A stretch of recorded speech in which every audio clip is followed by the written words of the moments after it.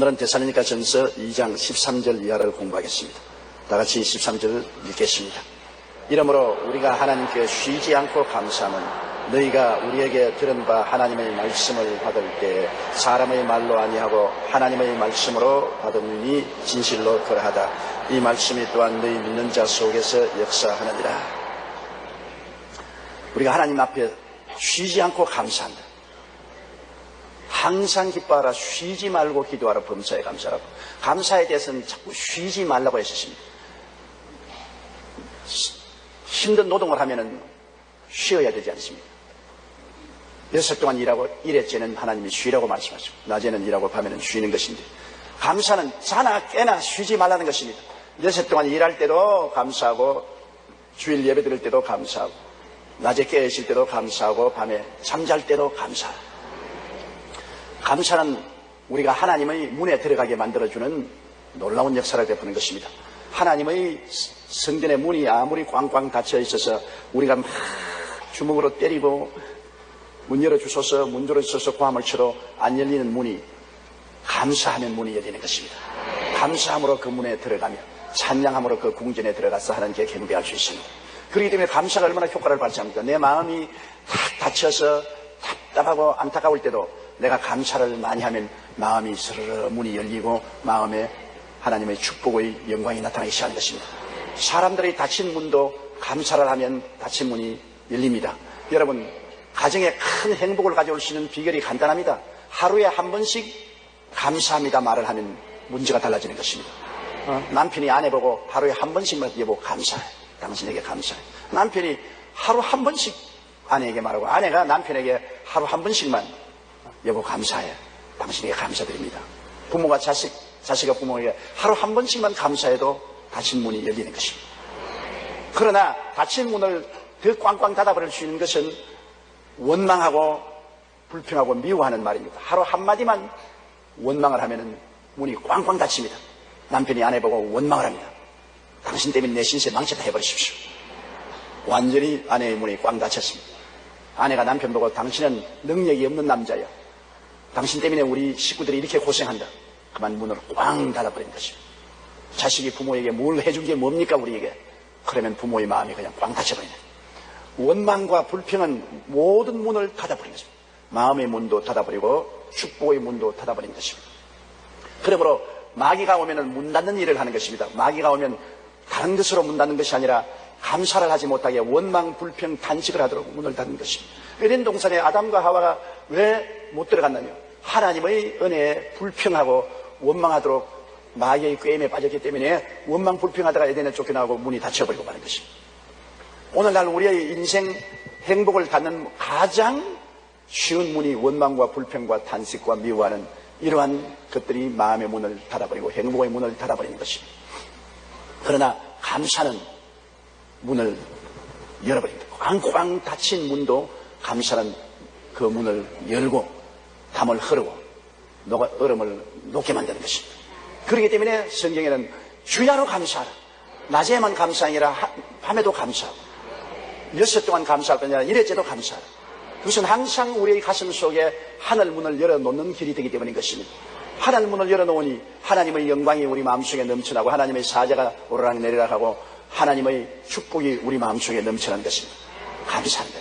옆에 계신 분들에게 오늘 감사합니다 그렇게 말씀하고 싶습니다. 벌써밖에 얼굴이 환하게 열렸네. 사람이 말 한마디에 천냥빚을 갚는다는 말이 있습니다. 감사하는 말 한마디에 천냥빚을 갚아요. 그래서 이 바울 선생은 감옥 속에 있으면서도 데살로니가 교인들을 향해서 하나님께 쉬지 않고 감사를 합니다. 늘 감사합니다. 하나님이 이미 주신 은혜에 대해서 감사하고 또 감사하는 것은 그 감사 때문에 하나님이 더 역사를 해주시기 때문인 것입니다.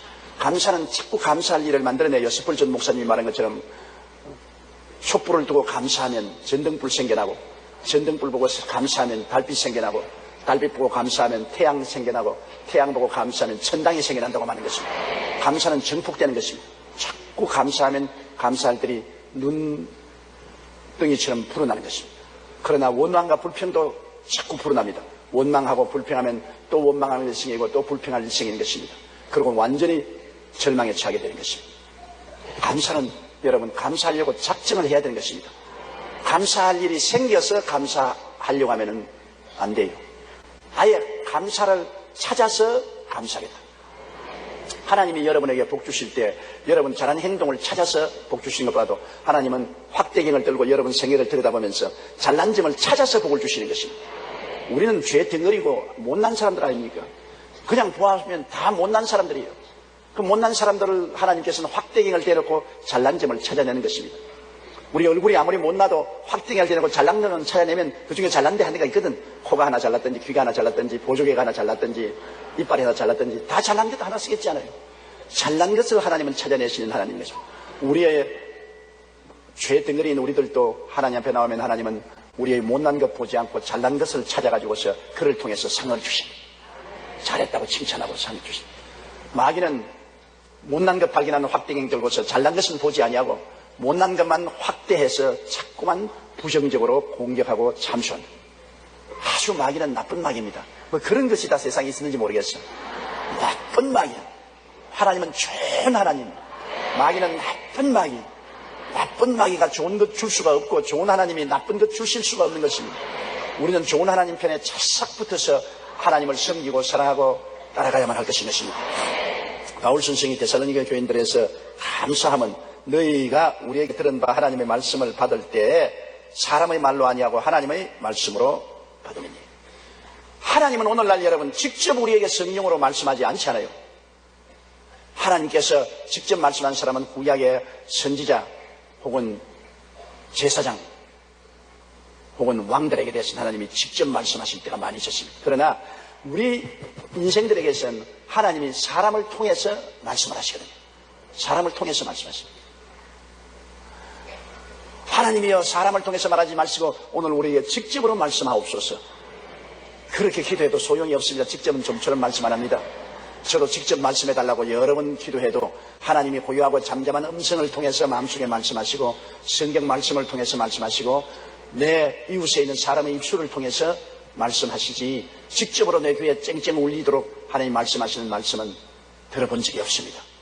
그런데 바울 선생께서 하나님의 종으로서 성령이 충만하여 복음을 증거하러 데살로니가에 갔을 때 그들이 그리스도의 복음을 증거하니까 데살로니가 사람들이 그 바울 선생이나 그 일행의 말로 받지 않고 그 입에서 나오는 말씀을 하나님이 직접 하시는 말씀으로 받아들였다. 그래야 은혜를 받아요. 여러분, 저도 주일날이나 수요일 강단에서 말씀을 증거할 때 상당히 기대를 가지는 것은 저는 여러분에게만 설교하는 것이 아니라 날 보고도 설교를 하는 것입니다. 제가 주일날 설교를 할 때 성도들만 그 설교 듣는 것이 아니라 제가 저희 설교를 듣고 있어요. 제 입을 통해서 나오는 하나님의 말씀에 저도 귀를 기울이고 저도 회개하고 감동하고 은혜받고 기뻐하고 눈물 흘리고 하는 것입니다. 수요일날 성경 강의할 때도 제가 기도를 많이 하고 하나님께 의지하고 나가기 때문에 상당히 기대를 가지고 나옵니다. 성령께서 제가 상상하지 못한 말을 제 입술을 통해 하시는 것이니까 여러분만 하나님 말씀을 듣는 것이 아니라 설교를 하는 저도 하나님 말씀을 듣고 있는 것입니다. 하나님은 오늘날 주의 종들을 통해서 말씀하시는 것입니다. 저는 우연히 집안 식구들 가족 멤버들을 통해서 말씀을 들을 때 갑자기 이거 하나님 말씀이구나 그렇게 들을 때가 있습니다. 어거스틴 같은 사람은 탕자 중에 탕자였습니다. 허랑방탕하고 살았는데 그가 로마에 와 있을 때 그 어머니가 얼마나 그 아들을 위해서 기도를 했는지 모릅니다. 이 어거스틴은 이방신을 섬기고 음란하고 방탕하고 하나님과 완전히 담을 쌓은 분인데 어머니 모니카가 주야로 눈물을 흘리면서 아들의 구원을 위해서 기도를 했는데 그가 로마에 와 있을 때 하루 방 안에 앉았는데 바깥에서 아들이 놀면서 한 아이가 큰 소리로 말하거든. 책을 펴서 읽어봐. 책을 펴서 읽어봐. 애들이 자기끼리 하는 말입니다. 책을 펴서 읽어. 그러나 앉아있는 어거스틴에게는 하나님의 음성으로 들렸습니다. 그래서 그가 얼른 책을 펴서 보니까 로마서 13장에 이는 밤이 깊고 낮이 가까웠으니 이제는 술 취하지 말고 방탕하지 말고 음란하지 말고 호색하지 말고 쟁투하지 말고 낮에와 같이 단정히 행하라는 말씀이 그 속에 기록됐습니다. 이 말씀이 그 어거스틴의 마음속에 두 달 가진 금보다 예리하게 하고 들어갔습니다. 그는 그 자리에서 꿇어 엎드려 통회하고 잡아가고 예수님을 구주로 모시드리고 변화받아 역사적인 위대한 성자가 되어버리고 마는 것입니다. 그가 들은 하나님의 음성은 어린아이 입을 통해서 듣는 것입니다. 어린아이들이 바깥에서 장난치면서 책을 펴서 읽어봐. 책을 펴서 읽어봐. 그 음성이 바로 하나님이 그 어린아이의 입술을 통해서 하는 말씀인 것입니다. 저는 그런 것을 종종 느낄 때가 있습니다. 우리 성도들하고 이야기하는데 우연히 갑자기 저 말씀은 하나님께서 내게 하신 말씀이다. 그런 것을 느끼는 것입니다. 그럴 때는 그 말씀대로 따르면 나중에 지나고 보면 이게 하나님 말씀이었구나, 그런 것을 알 수 있는 것입니다. 더구나 주의 종이 기도하고 난 다음 강단에 서서 말씀을 전가할 때는 성령이 주장해서 말씀하시는 것이기 때문에, 성령 바람 타고 말씀하시는 것이기 때문에 사람의 말로 받아들이지 않고 하나님 말씀으로 받아들여야만 되는 것입니다. 나는 신바람 난다는 말을 좋아하지 않습니다. 무당들이 춤출 때 신바람 나게 춤춘다 하지 않습니까? 귀신이 이마에가 신바람이 나는데, 우리 예수 믿는 사람은 성령 바람 나서 말씀을 전가하고 성령 바람 나서 우리가 주님을 예배합니다. 성령 바람 났다, 아주 박수치고 기쁘게 예배드리면 성령 바람 났다, 성령 바람 났다. 주의 종도 성령 바람 나게 말씀을 전거해야만 되는 것입니다. 성령으로 하기 때문에 하나님이 직접 요사이 하나님은 말씀 안 한다고 생각하면 큰일입니다. 하나님은 우리 성도들을 통해서 끊임없이 말씀하고 계십니다. 우리가 듣는 귀가 둔해서 그렇지, 마음으로 하나님을 늘 바라보고 하나님의 음성 듣기를 사모하면 하나님은 주의 종을 통해서, 혹은 지역장님, 구역장님을 통해서, 평신도를 통해서 말씀하십니다. 그분들은 우연하게 말한 것 같지만은 하나님이 그 입술을 통해서 들을 귀 있는 사람에게는 듣게끔 말씀해 주시는 것입니다. 그러므로 바울 선생이 데살로니가에 가서 복음을 전가할 때 거기에 있는 사람들은 그 들은 바 하나님의 말씀을 받을 때 사람의 말로 하냐고 하나님의 말씀으로 받아들였다. 그런데 바울 선생은 말하기를 진실로 그러하다, 진짜 그 말이 맞다. 바울이 말한 것이 아니라 하나님이 바울을 통해서 말씀했다. 신라가 말한 것이 아니라 신라를 통해서 하나님 말씀하셨다. 너희들이 그런 태도로서 말씀을 받아들인 것이니 사실 그 말이 맞다는 것입니다. 하나님은 오늘날 성경을 통해서 우리에게 말씀하는 것은 틀림없는 사실이고, 성경은 하나님의 말씀이기 때문에 성령님을 통해서 성경을 읽으면 하나님 말씀을 받아들일 수가 있고, 하나님 음성 듣기를 삼하고 간절히 기도하면 많은 경우에 이웃 사람을 통해서 하나님이 말씀을 할 때가 많습니다. 마귀도 이웃을 통해서 유혹을 하지만은 하나님도 이웃을 통해서 우리에게 하나님의 말씀을 전해줄 때가 많습니다. 우리가 마음을 정하게 해서 주님 중심에 서게 되면 마귀의 유혹은 물리쳐버리고, 하나님의 말씀은 성령이 마음속에 산울림처럼 울려오게 되면 이거 하나님 말씀이다, 그렇게 깨닫고 그 말씀대로 순종할 수가 있는 것입니다. 이 말씀이 또한 너희 믿는 자 속에서 역사하느니라. 이거 놀라운 일이 아닙니까? 하나님 말씀을 마음속에 받아들이면 말씀은 역사를 하는 것입니다.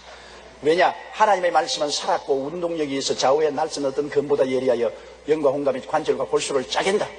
보통 사람의 말은 그냥 사람의 말로서 희노애락을 표시하는 말씀으로 우리에게 전달해 오지만은, 하나님의 말씀은 우리를 변화시키는 능력으로 다가오는 것입니다. 하나님의 말씀은 하나님의 역사를 위해서 주신 것입니다.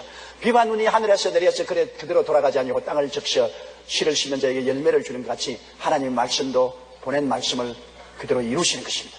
하나님과 하나님 말씀은 분리할 수 없어요. 하나님을 여러분 말씀 속에서 만나야 되는 것입니다. 하나님은 바로 말씀이십니다. 태초에 말씀이 계시니라. 이 말씀이 하나님과 함께 계시니 이 말씀이 곧 하나님이시니라. 만물이 그로 말미암아 지은 바 되었으니 지은 것이 하나도 그가 없이는 된 것이 없느니라. 하나님은 곧 말씀이신 것입니다. 그러므로 오늘날 또 우리가 하나님 말씀을 들여다보고 하나님 말씀을 가슴 속에 받아들이면 하나님을 모셔드리는 것이 되는 것입니다. 하나님을 말씀과 동떨어져서 만나려고 애를 쓰지 마십시오. 하나님은 오늘날 말씀 속에서 우리에게 찾아오시는 것입니다. 말씀을 받아들이면 하나님을 받아들이고, 하나님 받아들이면 하나님이 우리 속에 역사하는 것입니다. 저는 늘 절실히 느끼는 것이 치료의 말씀, 베드로전서 2장 24절 제가 채찍에 맞음으로 너희가 나음을 입었나니라. 이 말씀은 하나님 말씀이신 것입니다. 하나님 말씀은 곧 하나님이신 것입니다. 하나님이 제가 채찍에 맞음으로 너희가 나음을 입었다고 했으니까 하나님이 말씀하신 것에 거짓이 있을 수가 없습니다. 하나님은 영원히 참되시다 할지어다고 말씀하고 있는 것입니다. 그러므로 하나님이 제가 채찍에 맞음으로 너가 나음을 입었다면 이 말씀을 받아들인 자는 하나님을 받아들인 것입니다. 하나님이 거짓이 없으신 거로 하나님께 전적으로 의지할 수 있는 것입니다. 눈에 아무 증거 안 보이고 귀에는 아무 소리 안 들리고 손에는 잡히는 것 없어도 하나님 말씀을 받아들이고 전적으로 의지하면 그 말씀이 살아서 역사하는 것입니다. 말씀을 우리가 받아들이고 기적은 하나님이 행하시는 것입니다. 그러므로 이 말씀을 받아들인다는 것 굉장히 중요하지요. 요한복음 15장에도 너희가 내 안에 가고 내 말이 너희 안에 거하면 하나님 말씀을 마음속에 깊이 받아들이고 묵상하고 받아들이고 무엇이든지 원하는 대로 구하라 이루리라. 말씀이 들어오면 믿음을 마음속에 생산하는 것입니다. 믿음은 들음에서 나며 들음은 그리스도의 말씀으로 말미암는다고. 하나님 말씀을 받아들이면 하나님 말씀이 마음속에 믿음을 산출하고 믿음이 생기면 기적이 일어납니다. 하나님을 믿어라. 이 산들을 명하여 저 바다에 던지라고 그 말한 것이 이룰 줄 마음에 믿고 의심하지 아니하면 그대로 되리라. 무엇인지 기도하고 구한 것은 받은 줄로 믿어라. 그리하면 그대로 되리라. 믿음은 위대한 힘이 있습니다. 여러분, 무엇인지 믿고 구하는 것은 다 이루리라고 말씀하신 것입니다. 이 자신만한 믿음만 있으면 산들을 명하여 바다에 던지라도 된다겠어요. 그 믿음이 어떻게 생깁니까? 말씀을 받아들일 때 생기는 것입니다. 그 믿음은 보통 믿음이 아니라 하나님의 믿음인 것입니다. 세상 사람들을 믿는 믿음이 아니라 하나님의 믿음인 것입니다. 말씀을 통하여 하나님의 믿음이 들어와서 역사하는 것입니다. 그렇기 때문에 우리가 설교 들을 때 하나님 말씀을 마음속에 깊이 받아들이고 그 말씀을 내 마음속에 묵상하며 믿으면 기적이 일어나게 되는 것입니다. 울어도 못하네, 힘쓰도 못하네, 애쓰도 못하네, 믿으면 하겠네. 믿기만 하면 마음속에 놀라운 기적이 일어나게 되는 것입니다. 이 믿음이 얼마나 귀한지 말로 다 할 수 없어요. 믿음은 여러분 하나님이 주시는 말로 형용할 수 없는 보배인 것입니다. 그런데 이 믿음은 우리가 하나님 안에 거하기 위해서 죄를 회개하고 내 중심으로 살지 않고 하나님 중심으로 꽉 서고 하나님을 섬기기 위해서 살면 주 안에 거하게 되고 그 다음 말씀을 듣고 말씀을 읽어서 말씀이 내 마음속에 꽉 들어와서 말씀을 품고 믿으면 그 사람의 기도는 천지를 변화시키는 것입니다. 내 인생과 내 가정과 내 환경을 변화시키는 역사를 베풀어 주시는 것입니다. 이 말씀이 또한 너희 믿는 자 속에서 역사하느니라. 말씀이 역사하기 때문에 우리가 희망이 있습니다. 말씀이 와서 역사에서 우리 죄인을 의인으로 만들고 세속적인 사람을 거룩하게 만들고 병든 자를 고치시고 저주받은 자에게 복을 내리시고 죽는 자에게 천당 영생을 주시고 말씀이 와서 역사함으로 영혼이 잘되고 범사에 잘되며 강건하고 생명을 얻되 넘치게 얻는 역사가 일어나게 되고 말씀이 들어와서 운동력을 바람으로 택하신 족속이 되고 왕같은 제사장도 되고 거룩한 나라도 되고 주의 백성도 되는 이러한 큰 은혜가 임하는 것입니다. 주의 말씀을 여러분 그러므로 우리가 마음속에 깊이 받아들이고 묵상하고 그 말씀을 믿게 되시기 바랍니다. 그러면 여러분의 생애 속에 하나님이 권세와 능력을 나타낸 것입니다. 여러분이 하나님 말씀을 받아서 믿고 엎드려 기도하면 역사하는 일이 기도에서 나타난 것입니다. 저 사람은 무릎을 꿇고 기도만 하면 변화가 온다. 저 사람 보통 사람 아니다. 저 사람 하나님의 사람이다. 왜? 말씀을 받아들이고 믿고 꿇어엎드려 기도하기 때문에 역사가 나타나기 때문에 그렇습니다. 역사가 안 나타나면 아무것도 아니에요. 왜 우리 하나님을 믿는 믿음이 위대하냐면 하나님을 믿는 믿음은 하나님이 역사하기 때문인 것입니다. 하나님이 역사하지 않고 그냥 우리가 종교적인 형식이나 의식만 집행한다면 우리 교회 왜 와요? 교회 와서 그저 우리가 형식이나 의식 그것만 집행하고 여전히 죄는 그대로 남아있고 여전히 술 취하고 방탕하고 음란하고 세상적이고 여전히 병들어 있고 여전히 못 살고 저주받고 여전히 불행하고 그러면서 종교만 믿고 왔다 갔다 하면 무슨 소용이 있어요? 역사하지 않은 믿음은 필요 없어요. 오면 역사가 일어나야지. 교회에 와서 말씀을 들으면 역사가 일어나서 저런 변화가 일어나는구나. 하나의 혼인잔치에 예수님 말씀 한마디에 물이 변하여 포도주가 되는 역사가 일어나는 것입니다. 변화의 역사가 일어나는. 우리는 예수를 믿고 교회에 나와서 자꾸 변화받는 것입니다.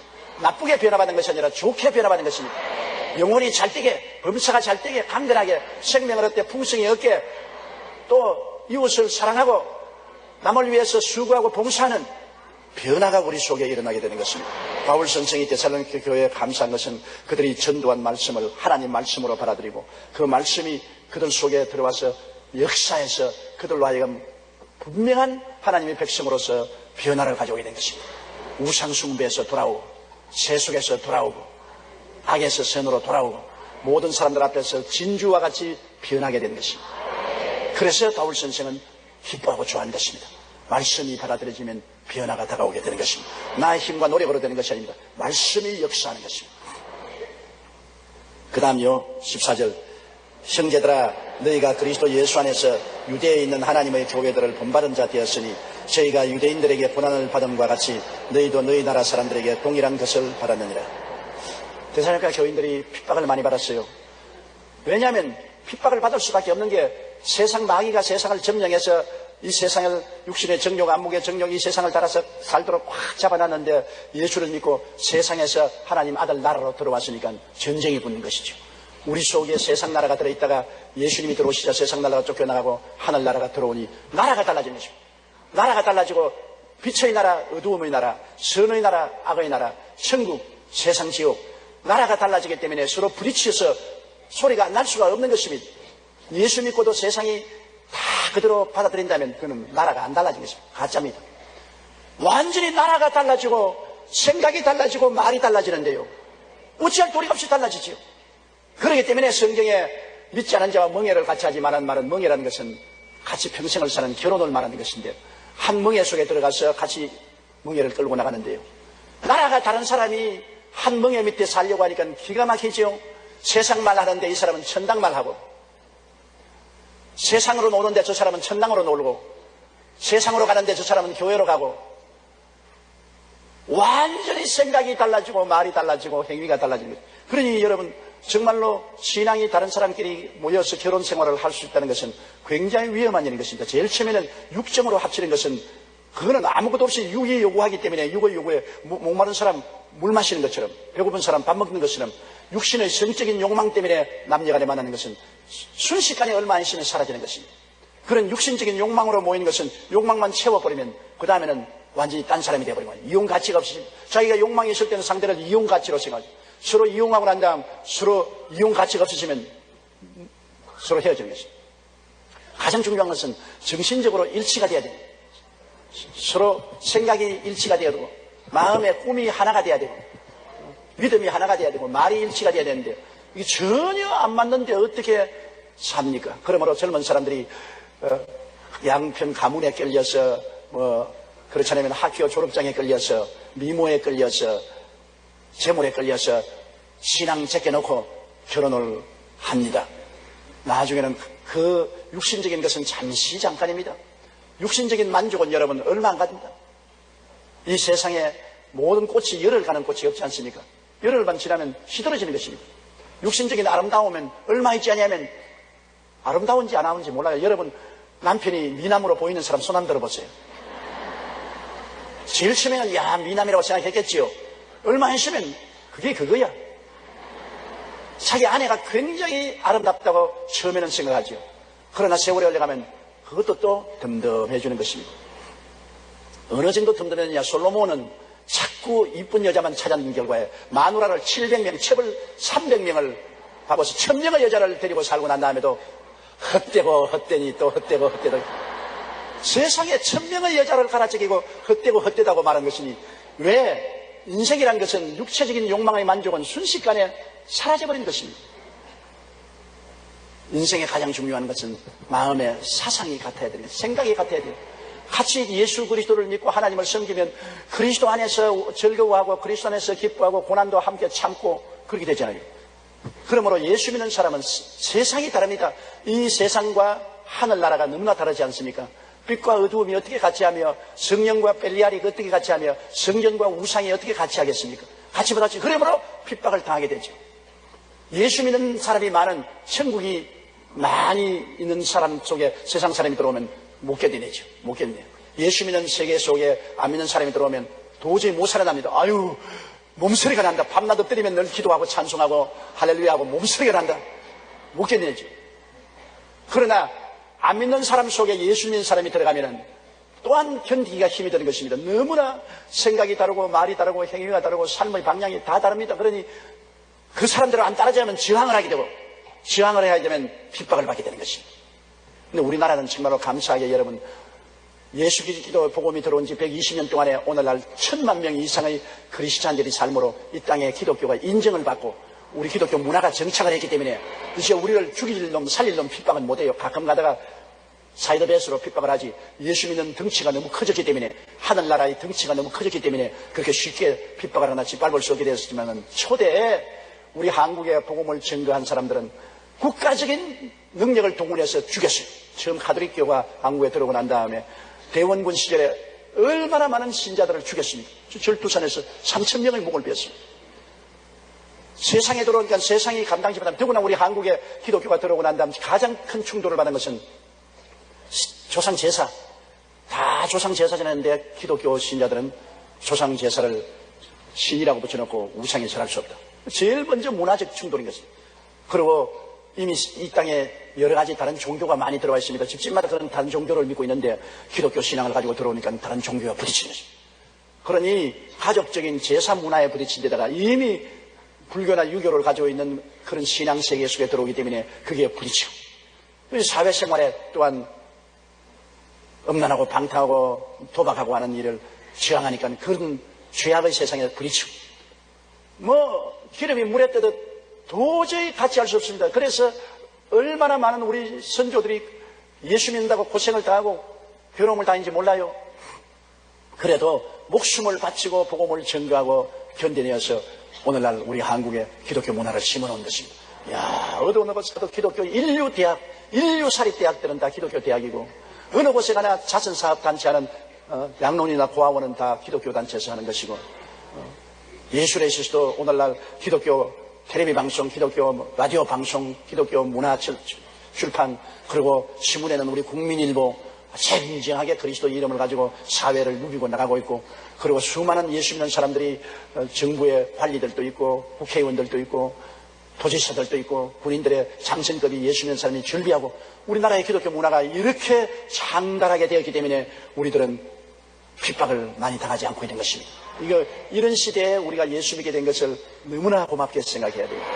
우리는 정말로 빨간 카페트 깔아놓고 예수 믿는 사람 자랑하고 의시되면서 우리가 그래가지고 이러한 우리의 하나님이 주신 은총을 생각하고 우리가 더 주님 중심으로 서고 이 사회에 영향력을 미쳐서 복음으로 이 사회를 완전히 변화시켜 버려야 되는 것입니다. 너무나 척박한 땅에 와서도 이 정도로 그리스도의 복음을 전해준 우리 선조들을 따라서 우리는 말씀을 전가하고 기도함으로 이제 우리 1000만 명만 예수 믿을 뿐 아니라 우리 대한민국 5천만 동포가 다 예수 믿고 나올 수 있도록, 북한을 다 그리스도와 복음화할 수 있도록 우리는 기도하고 노력해야만 되는 것입니다. 안심하면 안 됩니다. 게을러지면 안 되는 것입니다. 구라파가 말씀을 저버리고 성령의 은혜를 저버리고 기독교가 형식 의식화되자 기독교 공동묘지가 되고 마는 것입니다. 구라파는 모든 교회가 다 골동품이 되고 마는 것입니다. 관광지가 되고 말았어요. 교회가 죽어버린 것입니다. 말씀과 성령을 떠나면 죽어버려요. 말씀, 성령, 기도, 전도, 이것이 떠나면 교회는 골동품하고 죽어버린 것입니다. 우리 한국 교회도 말씀 전가하지 않고 기도하지 않고 성령 충만하지 않고 전도 안 하면 골동품화 되는 것입니다. 여러분, 우리는 거기에 관심을 기울여야 돼요. 유대인 사회에 그리스도의 복음이 들어왔다는 것은 너무나 힘든 일이지요. 왜냐하면 유대인의 종교는 이미 모세의 율법을 통해서 확립된 종교사회 속에 예수 그리스도께서 오시니까, 메시아로 오니까 그 사람들이 예수를 받아들일 수가 없죠. 성경에는 예수 그리스도께서 메시아로 오실 것을 그렇게 예언해 놓았지만은 그 사람들은 눈이 어두워서 예수를 메시아로 받아들이지 않습니다. 이미 종교적인 제도와 체계가 딱 이루어져서 제사장, 그 다음에는 율법사, 바리새교인, 사두개 교인 딱 조직이 되어 있기 때문에 예수님께서 그 조직을 통해서 나타나지 아니하고 마리아의 몸에서 태어나니까 예수를 인정 안 합니다. 아무리 기사와 이적이 나타나도 인정을 안 합니다. 예수 그리스도를 십자가에 못 박아버리고, 그 다음에는 예수 믿는 사람들을 유대인들은 어마어마하게 핍박했습니다. 예수 믿는 사람을 여러분 대표적으로 바울이 되기 전에 사울은 기독교인들을 잡아서 처형을 하고 기독교인들을 잡아서 죽이기 위해서 다메섹까지 간 일이 있지 않습니까? 어마어마하게 핍박을 받았어요. 기독교가 유대 나라에서 그렇게 핍박을 받았어도 역시 성령의 역사함으로 말미암아 복음은 예루살렘에 충만하고 유다에 꽉 때려차고 사마리아에 넘쳐나던 것입니다. 여러분, 아무리 핍박을 해도 성령이 역사하시면 기적이 일어나게 되는 것입니다. 성령의 역사가 일어나면 그렇게 핍박해도 자기들이 핍박하면서도 변화를 받으니까. 우리 한국의 기독교를 핍박할 때 김익두 목사님이 온 전국에 다니면서 병을 고쳤습니다. 신유의 역사가 일어났습니다. 자, 불교 믿는 사람도 병든 자, 유교 믿는 사람도 병든 자, 문화적으로 차이가 있는 사람 병들어 죽어가는데 병 고쳐주는데 안 올 수가 있습니까? 김익두 목사님 복음 전가하는데 인산인해로 모였어요. 그러니까 김익두 목사님이 오늘은 절름발이 나는다 그러면 절름발이들이 그대로 일어나고, 오늘은 특별히 그 세문안 교회에서 그 당시에는 위생이 좋지 않고 어린애들을 산파 없이 나가지고 자궁이 많이 늘어진 부인들이 많았어요. 자궁이 늘어진 부인들이 나는다 그냥 다 나와버렸어요.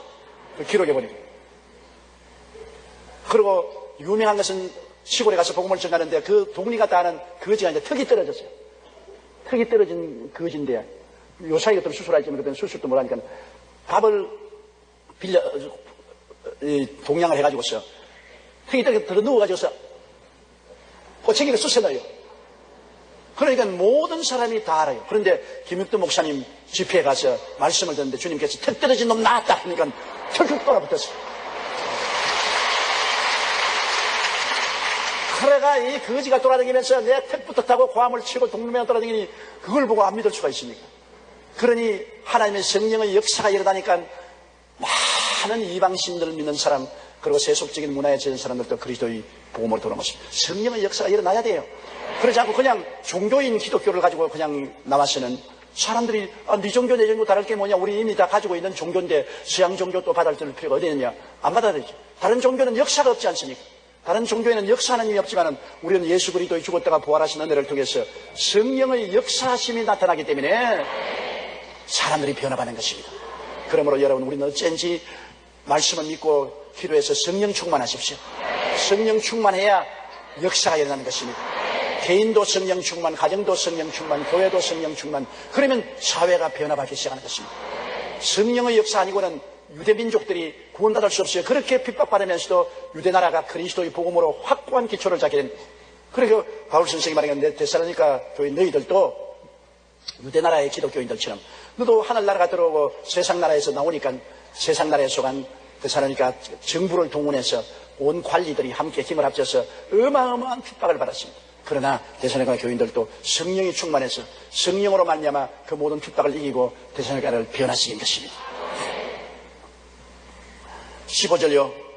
유대인은 주 예수와 선지자들을 죽이고 우리를 쫓아내고 하나님을 기쁘시게 아니하고 모든 사람에게 대적이 되어. 바울 선생은 유대인에 대한 감정이 좋지 않습니다.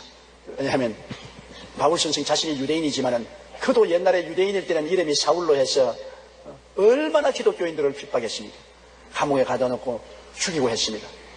그러니까 바울 선생이 이 말씀하실 때 당신의 과거가 생각이 났을 겁니다.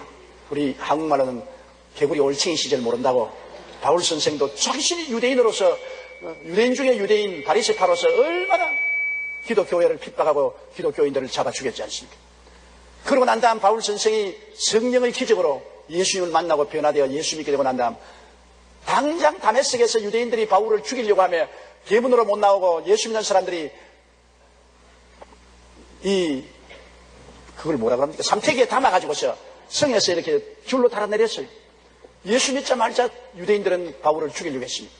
그가 예루살렘에 와서 복음을 전가하려니까 예루살렘에 있는 유대인들이 그를 죽이려고 하며 그가 예루살렘을 떠나서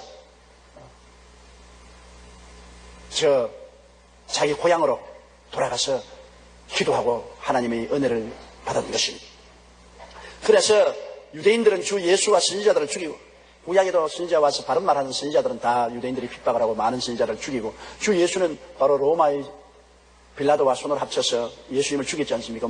죽이는 고난은 빌라도의 손에 있으니까 본디오 빌라도가 죽였지만은 예수님을 죽이도록 고발한 것은 바로 유대인들인 것입니다. 대제사장, 바리새교인, 사두개교인 유대인들이 예수님을 잡아서 로마 총독에게 고발해서 로마 총독이 그 압력에 못 이겨서 예수님을 십자가에 못 박아 죽인 것입니다. 나는 생각할 때 빌라도가 가장 참 억울한 죄인입니다. 빌라도는 예수 그리스도를 신문해 보고 죄가 없는 줄 알고서 예수 그리스도를 놓아주려고 애를 여러 번 썼습니다. 그래도 너무나 유대인들이 압력을 가하니까 나중에 물을 가지고 와서 손을 씻고 내 손에 이 피를 묻히지 않는다. 너희가 피값은 너희 책임지라. 그러고 난 다음에 예수를 십자가에 못 박혀 내주는데 자기가 개인적으로는 어떻게 생각했든 예수님을 죽일 수 있는 고난은 빌라도밖에 없습니다.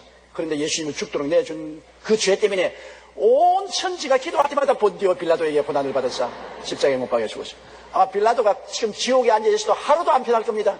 온 세계가 빌라도 이름을 다 바랍니다. 주야로요. 우리가 낮이면 미국은 밤이고 미국이 낮이면 우리가 밤인데 낮에도 빌라도에게 밤에도 빌라도에게 참 불행한 인간으로 태어난 것입니다. 그래서 유대인들은 주 예수와 선지자들을 죽이고 우리를 쫓아내고, 바울 선생이 가는 곳마다 쫓겨난 것은 유대인들입니다. 그가 빌립보에서 복음을 전가할 때 빌립보에서 군중들을 동원해서 바울과 실라를 쫓아낸 것은 유대인들이고, 데살로니가에서 3주간 동안 복음을 전가하고 난 다음 부흥이 일어나니까 그 총동에서 일어나서 너희 쫓아낸 것도 유대인들인 것입니다. 가는 곳마다 유대인들에게 내어 몰리고 쫓기고 핍박을 받았습니다. 그래서 유대인은 주 예수와 선지자들을 죽이고 우리를 쫓아내고 하나님을 기쁘시게 아니하고 모든 사람에게 대적이 되었다. 하나님을 기쁘시게 하니 하나님 뜻을 자꾸 반영하고 모든 사람에게 대적이 된 것은, 유대인들은 선민 사상을 가지고 우리는 다 하나님 아브라함의 이삭 야곱의 자손이고 우리는 환례를 받은 사람이고 너희 이방들은 개다. 그래서 유대인들은 선민 사상을 가지고 있기 때문에 모든 사람하고 대화가 안 돼요. 자기는 선민이고 이방 사람은 개로 취급하니까 이방 사람과 같이 밥도 안 먹고 이방 사람과 같이 교제도 안 하려고 하는 것이니까 이러므로 모든 이방 사람들과 대결이 되는 것입니다. 융통성이 없이 아주 폐쇄적입니다. 이래서 여러분 선민 사상을 가지고 우리가 제일이라고 생각하는 사상은 오늘날 절대로 안 됩니다. 오늘날 우리 한국 민족이 특별히 잘난 민족이고 우리 한국 민족만이 세계적인 민족이라 이런 생각하면 선민 사상을 가지면 안 됩니다. 우리는 모두 다 아담과 하와의 자손들입니다. 한국 민족이나 서양 사람이나 아프리카 사람이나 다 같은 사람이요. 우리가 특별히 민족이라고 생각하면 안 됩니다, 여러분. 우리는 다 하나님의 형상과 모양들은 지음받았으나 타락한 인생이요. 예수 그리스도의 보혈로 구원받는 은혜를 받는 사람들이지 우리 민족이 특별한 민족으로서 다른 민족보다도 월등히 뛰어났다고 생각하는 것은 있을 수 없습니다. 오늘날의 시대는 이제는 민족의 한계도 무너지고 거리도 무너지고 시간도 무너지고 우리 다 지구 초원에서 함께 손과 손을 잡고 사는 시대에 도달하게 된 것입니다. 이런 좁은 땅에서 너는 경상도고 너는 전라도고 너는 충청도고 너는 북한이고 웃기는 소리 하네. 이런 것을 가지면 망조에 들리는 것입니다. 경상도가 어디 있으며 전라도가 어디 있으며 충청도 강원도 감자밥이가 어디 있나 말이야. 다 이 조그마한 손바닥만 땅에서 함께 사는데 그런 차별을 두면 망조에 걸리는 것입니다. 이러므로 유대인들이 온 세계에서 핍박을 당하고 2차 대전 때 21개국에서 무려 600만 명이 죽임을 당한 것은 이러한 선민사상 때문에 폐쇄적이고 사람들에게 미움을 받았습니다. 너만 특별한 민족이고 우리는 개란 말인가? 우리는 버림받은 사람이 말인가? 그래서 정치인들이나 사회적으로 유대인을 미워하는 것입니다. 이 특별한 선민사상은 절대로 좋지 않습니다. 16절요. 우리가 이방인에게 말하여 구원 얻게 함을 저희가 금하여 자기 죄를 항상 채우며 노하심이 끝까지 저희에게 임하였느니라. 바울 선생이 유대인에게 전도할 뿐 아니라 이방인에게 예수를 믿고 구원받게 전도하는 것을 못하게 했습니다. 왜냐하면 바울 선생은 이방인들이 예수를 믿어 구원을 받고 할례 같은 것 할 필요 없다. 유대인들이 할례 받아야 선민이는데 할례 같은 것 할 필요 없이 오직 예수를 믿으면 구원받는다고 하니까 유대인들은 자기들만 구원 안 받을 뿐 아니라 이방인조차도 예수 그리스도를 믿고 구원받는 것을 회방했습니다. 그들은 예수 그리스도를 유대인 사회에서 나왔지만 이단으로 취급했기 때문에 예수 그리스도를 이방인 믿는 것조차도 회방해서 하나님의 진노 위에 진노를 쌓았습니다. 하나님이 가장 원하시는 것은 그 아들 예수 그리스도의 복음이 천하에 전파되는 것입니다. 하나님이 가장 기뻐하는 이름이 우리 주 예수 그리스도인 것입니다. 천지에 있는 이름 중 귀하고 높은 것은 나시기 전에 지은 이름 주 예수 그리스도뿐일세. 예수 그리스도 이름은 하나님이 너무나 좋아하셔요. 여러분 예수 그리스도 이름만 말씀하면 하나님이 그래? 귀를 번쩍하십니다. 그처럼 하나님의 영광의 광채시여 본체의 형체시여 하나님 아버지의 뜻을 받들어 육신을 쓰고 오셔서 죽기까지 충성한 그 아들을 하나님은 오른손으로 높여서 모든 이름 위에 높은 이름을 주시고 만물이 그 앞에 무릎을 꿇게 했는데 그 예수 그리스도 이름을 저항하고 예수 그리스도 이름을 짓밟고 예수 그리스도 이름을 모욕하려는데 하나님 아버지가 가만히 있을 수가 있겠어요? 성경은 제가 내 이름을 안정 내가 저를 건지랴. 예수 이름 알면 건져주겠다. 제가 나를 사랑한정 내가 저를 건지랴. 제가 나 이름을 안정 내가 저를 높이랴. 제가 내게 간구하니 내가 응답하랴. 예수 이름으로 하나님께 간구하면 하나님이 응답하겠다는 것입니다. 그러므로 이 유대인들은 예수 그리스도를 십자가에 못 박을 뿐 아니라 그리스도의 복음이 이방인에게 전파되는 것도 맞고 예수 그리스도 이름을 대적하는 일을 함으로 말미암아 하나님이 진노가 저희에게 임하였습니다. 하나님이 얼마나 진노하셨습니까? 그래서 유대인들은 주 70년에 로마의 디도대장이 와서 예루살렘을 함락시키고 온 세상에 풍지박성대 2000년 동안 나라 없는 민족으로 떠돌아다녔고 거기에다가 제2차 세계대전 당시에 히틀러에 의해서 600만 명이 가스실에서 참살을 당했고 그 다음에 공산주의자들은 스탈린을 중심으로 해서 유대인들을 엄청나게 핍박하고 박해를 합니다. 온 세계에서 유대인만 지금 핍박과 박해를 받은 민족이 없습니다. 그건 왜냐? 하나님의 아들 예수 그리스도를 대적했기 때문인 것입니다. 하나님이 그 조상을 통해서는 사랑했지요. 아브라함과 이삭과 야곱을 통해서는 선민이지만은 그러나 그 생활 속에서는 하나님의 계획을 반대하고 하나님의 아들 예수 그리스도를 대적함으로 말미암아 하나님께 엄청나게 매를 맞았던 것입니다. 그러므로 하나님이 한편으로는 사랑하는 민족임에도 불구하고 다른 면에서는 엄청나게 매를 맞고 고통을 당한 민족인 것입니다. 그들이 지금이라도 회개하고 예수께로만 돌아오면 어떠한 사람보다도 복을 많이 받을 사람인 것입니다. 왜냐하면 그렇게 하나님이 매를 때렸음에도 불구하고 하나님은 또한 한편으로 복을 주셔서 세계 학계나 경제계를 주름 잡는 것이 유대인들이 아닌 것입니다. 소수의 유대인 숫자지만은 학계나 세계에 주름 잡는 리더십을 가지고 있는 것입니다. 17절요. 형제들아 우리가 잠시 너희를 떠난 것은 얼굴이요 마음은 아니니 너희 얼굴 보기를 열정으로 더욱 힘쓰노라.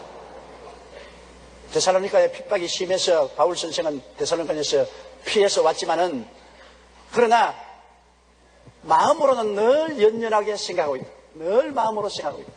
떠난 것은 얼굴만 떠났지 마음은 떠나지 않았다. 여러분 참 사랑이란 그런 것입니다.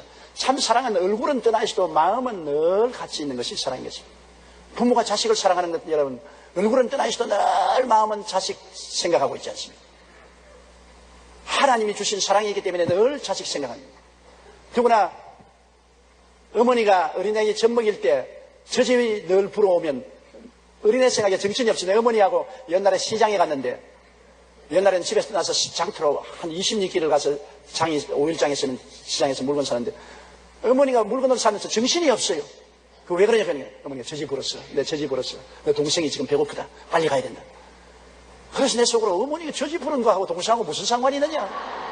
근데 어머니는 지금 시장에서 물건을 사시면서 늘 동생 생각을 하고 저 집 불었으니 동생이 젖 먹을 때가 되었다고 빨리빨리 시장에서 돌아오는 것을 보았습니다. 얼굴을 떠나시나 마음은 늘 같이.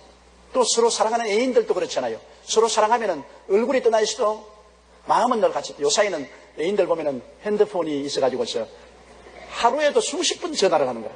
내가 우리 교회 장로님 한 분 우리 교회를 떠나셨지만은 하루는 그 딸 전화 요금이 나왔는데 전화 요금이 전화요금이 300만 원이 남았어요. 한 달에. 그 전화를 그렇게 쓴 적이 없는데 보니까 딸이 미국에 있는 애인에게 전화를 했어요. 한 달에 300만 원어치 전화를 했으니까 얼마나 많이 했어요. 하루에도 수십 번 전화를 했어요. 그런데 내가 보니까 그 딸이 똑똑하지를 못했어. 왜냐하면 미국에 있는 그 애인은 언제나 딸 보고서 먼저 전화하라 그러거든. 내가 너를 기다리고 있으니 먼저 전화하라. 돈 안 쓰려고 남자는. 그래서 언제나 이 여자 편에서 전화를 걸어가지고서 300만 원어치 전화를 걸었어. 아버지가 노해서 노발대발하고 이리 뛰고 저리 뛰고 있지만 그럼 내가 나중에 그 아버지가 신앙상담학교에 말했을 때 너무 노하지 마라. 왜냐 사랑하니까 돈도 헤아릴 줄 모른다는 거 다 잊어버려. 돈이고 아버지가 빚을 지는 건 생각할 여가가 없었다. 사랑이 앞서서 그렇다. 앞으로 조심하라 그러지 너무 꾸짖지 마라 그랬습니다만 사람이 요사이는 마음이 있으면 전화도 같이 있다. 옛날엔 전화가 없으니까 편지를 쓰지 않아요. 편지를 쓰면은 편지가 일주일에 한 번씩 왔다 갔다 하고 그러는데 요사이는 마음만 있으면 전화더라. 그래서 전화를 하죠. 근데 바울 선생께 그때 만일 핸드폰이 있어서 주셨더라면 바울이 로마 감옥에서 아마 수천만 원들만 좀 전화를 했을 거예요. 데살로니가 교인들에게. 왜? 내 마음이 너희에게 얼굴은 떠나 있지만 마음이 너희에게 항상 같이 있으므로 하루속히 얼굴 보고 싶다. 너무나 보고 싶다. 이것은 바울 선생이 데살로니가 교인을 얼마나 사랑한 증거인 것입니다. 형제들아 우리가 잠시 너희를 떠난 것은 얼굴이요 마음은 아니니 너희 얼굴 보기를 열정으로 원한다. 열정으로 원한다. 마음만 가지고도 안 돼요. 얼굴도 봐야 돼요. 마음만 좋으면 뭡니까? 몸도 같이 있어야지. 사람이란 것이 너 마음으로 자식들이 마음으로 부모님 늘 생각합니다. 마음으로 생각해도 고맙지만 옹시대가리라도 한 마리 사고서 찾아와야지. 몸으로라도 만나야지. 마음으로는 만나면 그것도 좋지만은 그러나 바울 선생님 열정으로 얼굴을 만나기를 원한다. 우리 교회 성도들이 말하기를 교회 내 열심히 안 나와도 늘 교회 생각하고 있습니다. 그러면 안 돼. 열심으로 마음으로만 생각할 거야. 몸으로도 와야지 하나님 앞에. 아시죠? 몸으로 만나야지. 우리 성도들도 서로 마음으로 서로 사랑하고 교제하지만 또 서로 시간 내서 만나서 식사도 같이 하고 펠로십도 해야죠. 그렇기 때문에 마음과 생활이 언제나 일체가 되어야 되는 것입니다. 18절요. 그러므로 나 바울은 한 번, 두 번 너희에게 가고자 하였으나 사탄이 우리를 막았다. 바울 선생이 데살로니가에 한 번, 두 번은 말은 여러 번이라는 말을 가르친 것입니다. 여러 번 데살로니가에 가려고 했으나 사탄이 막았다. 좋은 일에는 꼭 사탄이가 들러들죠. 꼭 여러분 빛이 있으면 어두움이 곁에 얼렁거린 것처럼 사탄이가 막아요. 사탄이 어떻게 막으면 유대인들을 통해서 막 폭동을 일으키고 정부기관을 통해서 삼엄하게 경계를 하고 또 바울 선생이 가려고 하면 또 아마 몸에 병이 들기도 하고 여러 가지 회방을 해서 막아요. 우리가 하나님의 사업을 하려고 할 때 사탄은 최악을 다해서 싸우는 것입니다. 왜 내가 주님 섬기고 주님 위해서 살려고 하는데 이렇게 시험과 환난이 많으뇨? 그것은 사탄이 있기 때문에 그런 것입니다. 사탄이 없으면 그대로 순탄하게 되지요. 마귀가 있으니까 자꾸 방해하지요. 내가 기도하려면 기도하는 것을 자꾸 회방하고, 말씀 읽으려고 하면 말씀 읽는데도 회방이 오고, 내가 신방하려면 신방하는데도 회방이 오고, 우리는 끊임없이 마귀와 싸우면서 신앙생활하는 것입니다. 우리의 기독교 신앙생활은 늘 싸우는 것입니다. 마귀와 끊임없이 싸우는 것입니다. 그렇기 때문에 너희가 내 이름으로 귀신을 쫓아내라. 늘 예수 이름으로 귀신을 물리치고 하나님 앞에서 성령으로 귀신을 물러나게 하고 승리해 달라고 늘 기도해야 되는 것입니다.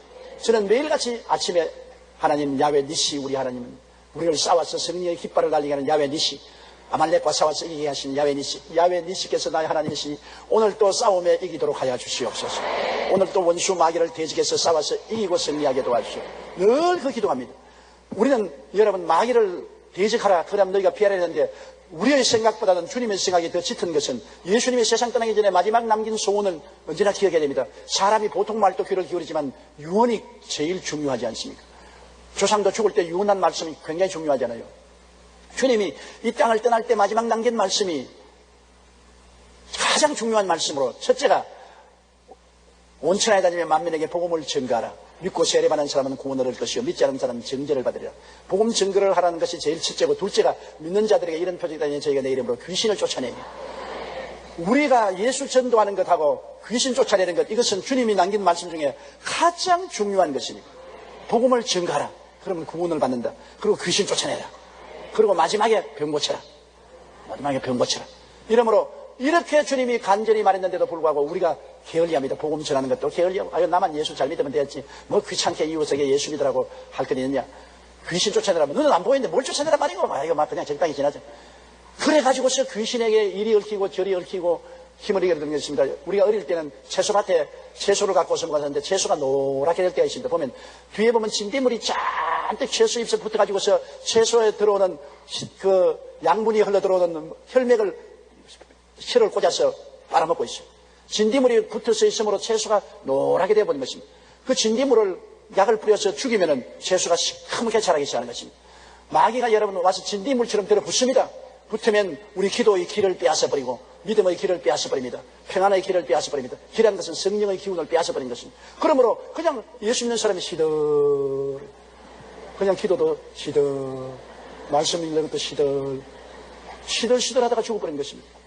그런데 그런 시들시들 하다가도 교회 와서 예배를 드리고 나면 정신이 바짝 들어가지고서 팔팔해지.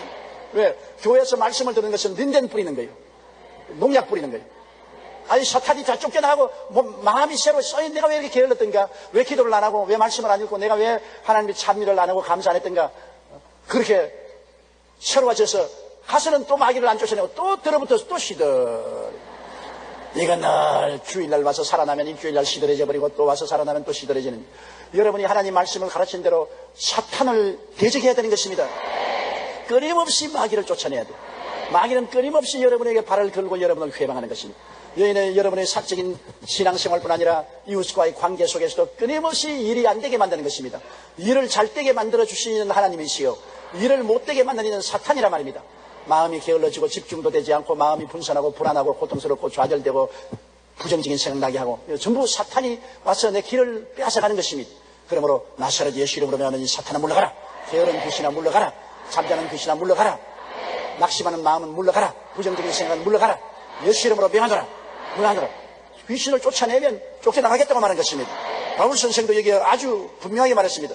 바울 선생이 데살로니가 교인들이 너무나 보고 싶고 너무나 사모해서 가려고만 하면은 마귀가 죽을 힘을 다해서 막았다고 말한 것입니다. 죽을 힘을 당해서 막았다. 그러므로 여러분 마귀를 늘 대적해서 이기는 여러분 되세요.